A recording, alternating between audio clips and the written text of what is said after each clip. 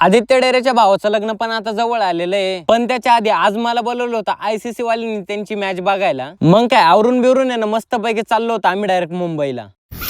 घाईत आम्ही एवढी केली होती ना, त्याच्या नातात काही खाल्लं बी नव्हतं. म्हणलं जाता जाता आता नाश्ता पण करून घेऊ. याला काय सवय लागली काय ना, वारसा दिसलं लगेच व्हिडिओ फोटो काढायची. आणि एवढी भूक लागली, खाऊन खाऊन खाल्लं काय माहिती का, फक्त खिचडी. नंतर म्हणलं स्टारबक्सची कॉफी प्यावा. ती कॉफी प्यायल्याच्या नंतर कळलं याच्यापेक्षा भारी तो कॉफी मी बनवतोय राव.